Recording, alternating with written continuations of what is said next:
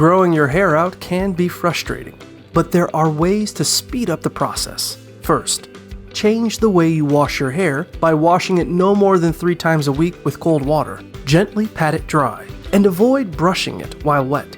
Avoid using harsh chemicals found in most commercial shampoos and conditioners. Instead, use all natural products and condition with diluted apple cider vinegar or coconut oil.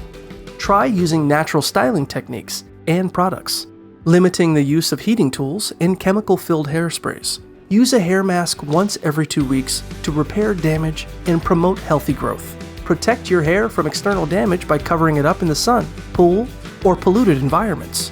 Focus on eating a protein-rich diet including meat, eggs, beans, nuts, and leafy vegetables. Additionally, incorporate foods high in omega-3 fatty acids, such as avocados and salmon. And stay hydrated by drinking plenty of water.